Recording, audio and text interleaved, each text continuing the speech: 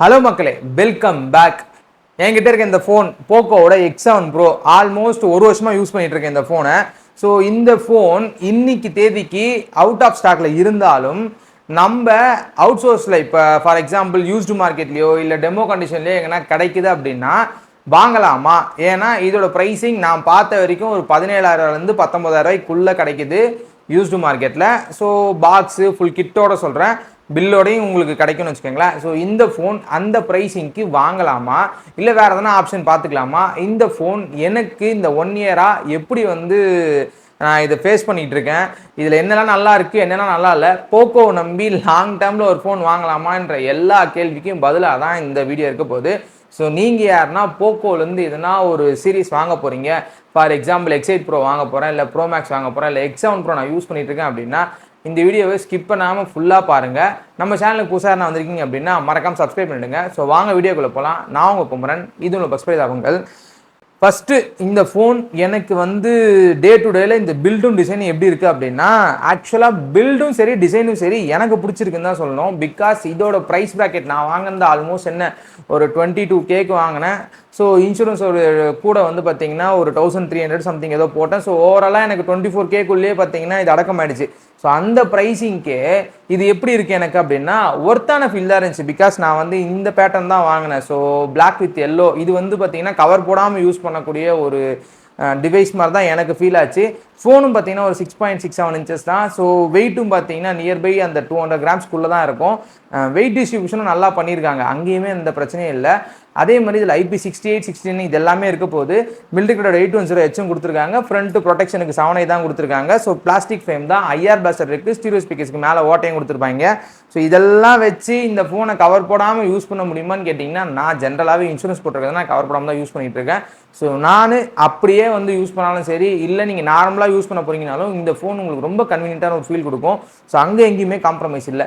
So build and design என்னை பொறுத்தவரை எனக்கு பர்சனலாக பிடிச்சிருக்கு. இது ஒரு கேமிங் சென்ட்ரிக் டிவைஸை தான் அவங்க லான்ச் பண்ணாங்க. ஸோ அதுக்கேற்ற மாதிரி டிசைன் இருக்கான்னு கேட்டிங்கன்னா ஓரளவுக்கு அதுக்கேற்ற மாதிரி தான் அங்கே இருக்குது. ஆனால் ட்ரிகர்லாம் கேட்காதீங்க. ஸோ இதுதான் இந்த ஆஃப்டர் 1 இயரில் இதில் எதனா ப்ராப்ளம் ஃபேஸ் பண்ணனா அப்படின்னா அதெல்லாம் எதுவும் ஆகலை. ஆக்சுவலாக பார்த்தீங்கன்னா இது பிளாஸ்டிக் ஃப்ரேம் தான். அங்கங்கே பார்த்தீங்கன்னா உங்களுக்கு அந்த டஸ்ட் மார்க்கும் ப்ளஸ் பார்த்தீங்கன்னா இப்போ நான் கவர் போடாமல் யூஸ் பண்ணதுனால எனக்கு பெரிய விஷயம் இல்லை, நான் கீழேயும் போடல, அதனால எனக்கு எதுவும் பெருசாக மார்க்ஸ் இல்லை. இதே நீங்கள் கவர் போட்டு ரொம்ப நாள் வச்சுருந்தீங்க அப்படின்னா அந்த டாட்டாக பார்த்தீங்கன்னா கவர் மார்க்ஸ் வர தான் செய்யும்.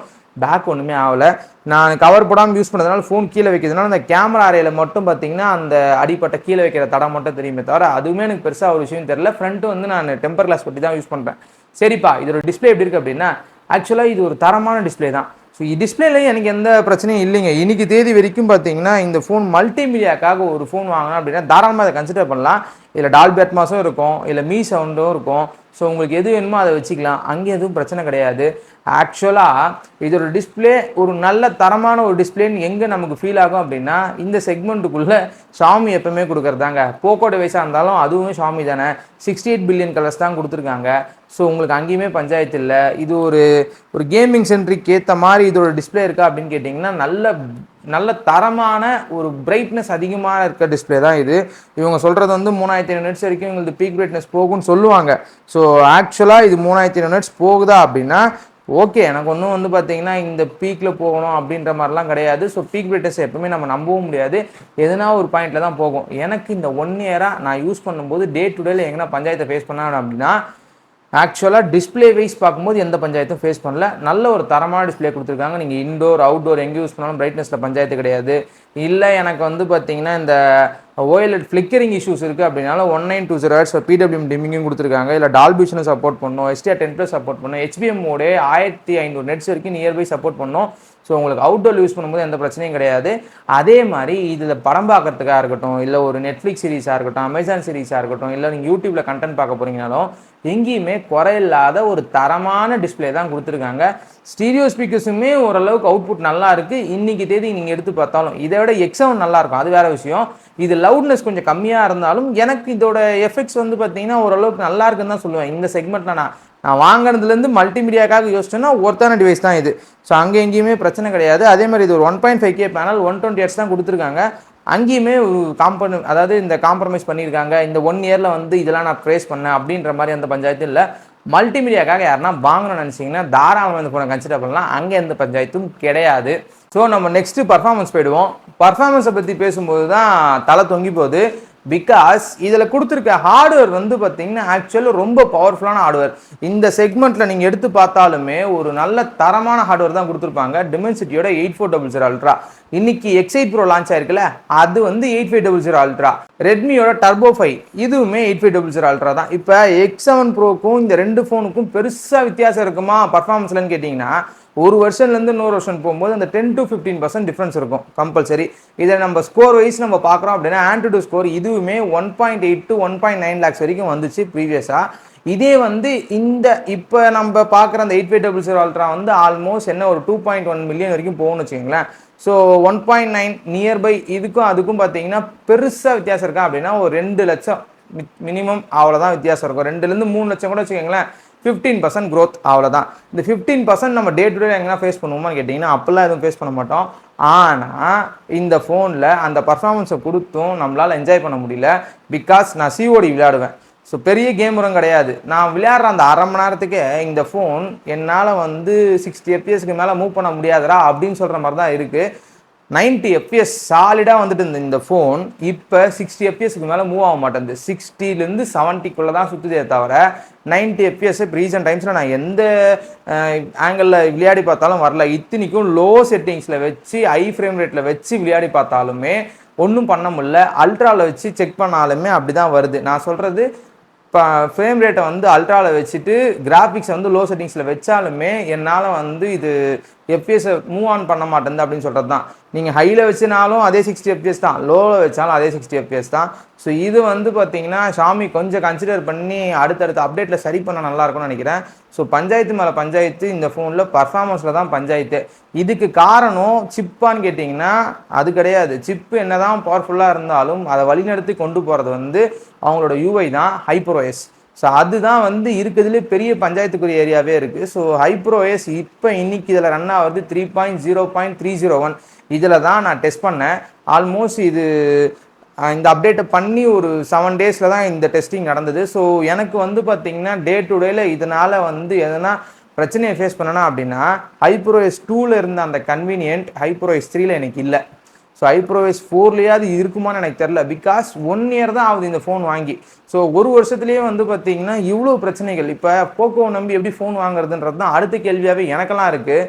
ஏன்னா இப்போ இந்த இடத்துல போக்கோவா பிரச்சனையா இல்லை ரெட்மியா பிரச்சனையா இல்லை வந்து ஷாமியா பிரச்சனையான்னு பார்த்தா HyperOS தான் பிரச்சனை. ஸோ இவங்க அந்த இடத்துல ஏன் இவ்வளோ கோட்டை விட்றாங்கன்னு தெரில. பட் வெளியேருந்து பார்க்கும்போது சூப்பராக இருக்குது, ஆஹா ஓஹோனாலும் ஏகப்பட்ட பஞ்சாயத்து HyperOSல இன்றைக்குமே இருக்குது. எனக்கு தெரிஞ்சு ஒன் ஆஃப் த ஒஸ்ட்டு ஓஎஸ்ஸாக தான் நான் HyperOS சொல்லுவேன். சைனீஸ் OS யூஸ் பண்ணுறேன். அது ரொம்ப ஃப்ளூயிடாக ரொம்ப ஸ்மூத்தாக ஒரு பக்கா. அது ஆக்சுவலாக சைனீஸில் அவன் ஆப்பிள்னு சொல்கிறான். என்னை பொறுத்தவரை சாம்சங் அவ்வளோதான். சைனீஸ் சாம்சங் டிவைஸ் தான் ஷாமி சைனீஸில். ஏன்னா ஏகப்பட்ட அப்டேட்ஸ் வந்துக்கிட்டே இருக்குது, புஷ் பண்ணிக்கிட்டே இருக்காங்க ஆப்ஸுக்கு எல்லாத்துக்குமே. பட் இந்தியன் வெர்ஷனுக்கு அந்த மாதிரி ஒரு சம்பவம் நடக்கிறதே கிடையாது.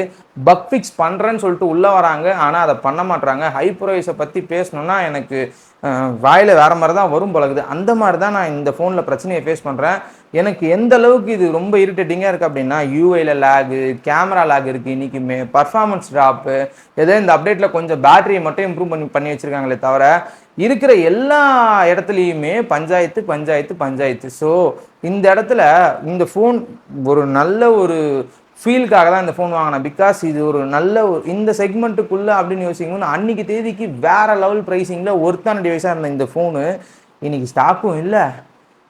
தப்பி தவறி வாங்கினாலும் அப்டேட் பண்ணாதீங்கன்னு சொல்கிற அளவுக்கு தான் இந்த ஃபோனோட நிலைமை இருக்குது. இன்றைக்குமே HyperOS பஞ்சாயத்து இருந்துட்டு தான் இருக்குது. ஸோ நீங்கள் ஒரு கேமராக இருக்கீங்க, ஒரு பர்ஃபார்மன்ஸ்க்காக இந்த ஃபோன் வாங்க போகிறீங்க அப்படின்னா ஷோர் ஷார்ட்டாக நான் எப்போவுமே சொல்கிறது தான், HyperOS 2ல் வாங்கினீங்கன்னா தாராளமாக பத்திரமா வச்சுக்கோங்க, அப்டேட்டே பண்ணாதீங்க. HyperOS 3ல் அப்டேட் பண்ணியிருக்கீங்க அப்படின்னா சரி வெயிட் பண்ணுங்கள், ஃபர்தர் அப்டேட்ஸ் எதுவும் பண்ணாதீங்க. என்ன மாதிரி நிறைய பேர் வீடியோ போடுவாங்க இந்த அப்டேட்ஸை பற்றி. ஸோ அந்த மாதிரி போடும்போது ஒரு அப்டேட்லையுமே எதனா இம்ப்ரூவ் ஆயிருக்கான்னு பார்த்துட்டு செக் பண்ணும்போது அதில் எதனா நல்ல வெர்ஷன் வந்துச்சுன்னா டேரெக்டாக டவுன்லோட் பேஜ்லேயே போயிட்டு உங்களால் சாஃப்ட்வேர் அப்டேட் பேஜில் ஃபுல் பேக்கேஜ் டவுன்லோட் பண்ண முடியும். அது ஒரு நல்ல விஷயம் ஷாமியில். இது வந்து மற்ற எந்த பிராண்ட்லையும் இருக்காது. பட் இவன் கொடுக்கறது ஒரு நல்ல விஷயம். அதை தவிர மற்ற எல்லாமே கெட்ட விஷயமா தான் இருக்குது. இதை தவிர்த்துட்டு நீங்கள் HyperOSல வந்து பார்த்தீங்கன்னா ஹைப்பர் ஐலாண்டு ரொம்ப ஸ்மூத்தான ஒரு எக்ஸ்பீரியன்ஸ் இருக்குன்னு சொல்லுவாங்க. ஹைப்பர் ஐலாண்ட் ஒர்க் ஆகுது, அங்கேயுமே வந்து பார்த்தீங்கன்னா லேக் ஃபேஸ் ஆகுது. யூஐ லேக் ஃபேஸ் ஆகுது. இப்போ நான் ஒரு ஆப் டு ஆப் ஸ்விட்ச் பண்ணுறேன் அப்படின்னா அந்த இடத்துல லேக் ஃபேஸ் ஆகும். இல்லை நான் வந்து பார்த்தீங்கன்னா ஆப் ஓப்பன் பண்ணி க்ளோஸ் பண்ணுறேன் அப்படின்னா அந்த இடத்துல ஆப் ஓப்பன் ஆகிறதுக்கே லேட் ஆகும். கேமரா ஆப் ஓப்பன் பண்ணால் இனிஷியலாக ஓப்பன் பண்ணும்போது அப்படியே ஷட்டர் லாக் வரும். ஸோ அந்த மாதிரி பஞ்சாயத்து வரும். இதில் 4K 60 ஆப்ஷன் இருக்குது, ஆனால் எடுக்க முடியாது. இந்த மாதிரி நிறைய பஞ்சாயத்துகள் வந்து இதில் இருக்க தான் செய்யுது ஹைப்ரோஎஸில்.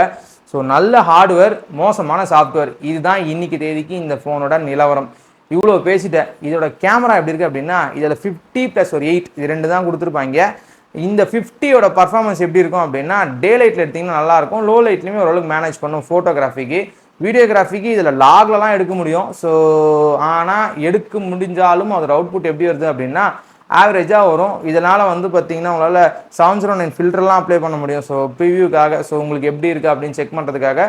பட் நிறைய விஷயங்கள் கொடுத்துருந்தாலும் இது ஒரு ஆவரேஜான கேமரா தான். ஏன்னா இதை லான்ச் பண்ணதே பேஸ்ட் ஆன் பர்ஃபார்மன்ஸ் தான். இது ஒரு கேமரா சென்ட்ரிக் டிவைஸாகவே போக்கோ வந்து லான்ச் பண்ணவே இல்லை.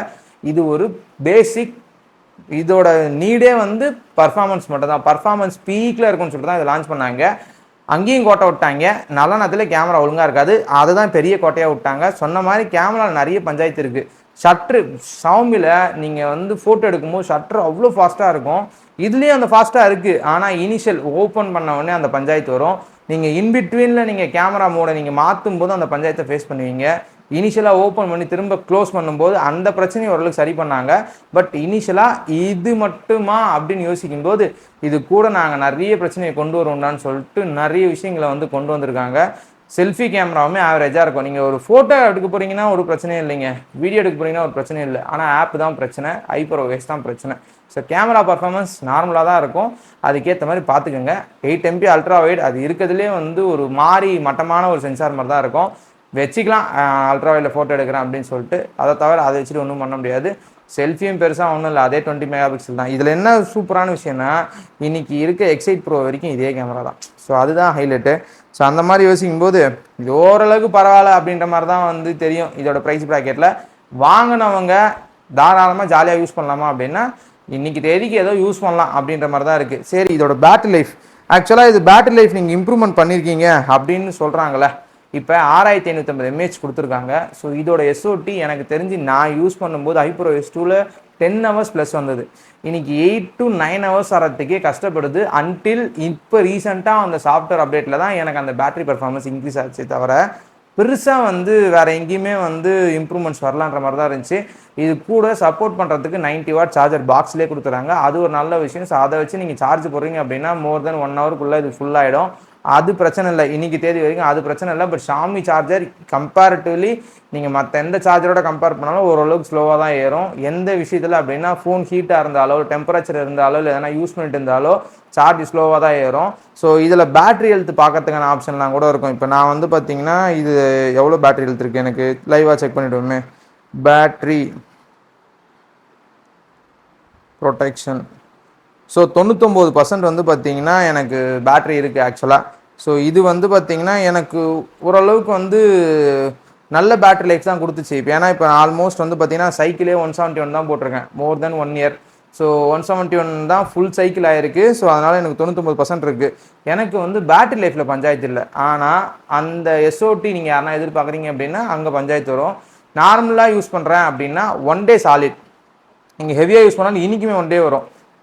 கொஞ்சம் இன்னும் புஷ் பண்ணுறீங்க அப்படின்னா ஒரு 1.5 days வரைக்கும் இதால் மூவ் ஆகினாங்கமே தவிர கன்ஃபர்மேஷன் கிடையாது. 1 day சாலிட் அப்படின்றத நீங்கள் அண்டர்ஸ்டாண்ட் பண்ணிக்கலாமே தவிர இதுதான் ரியாலிட்டி. நான் என்ன யூஸ் பண்ணுவேன் அப்படின்னா நிறைய ஃபோன் பேசுவேன், நிறைய படம் பார்ப்பேன், நிறைய பாட்டு கேட்பேன், நான் மெட்டாப்ஸ் யூஸ் பண்ணுவேன். இந்த மாதிரி யூஸ் பண்ணும்போது எனக்கு ஒரு நாளைக்கு மேலே சார்ஜ் நிற்கிது. இதுதான் ஆக்சுவல் ரியாலிட்டி.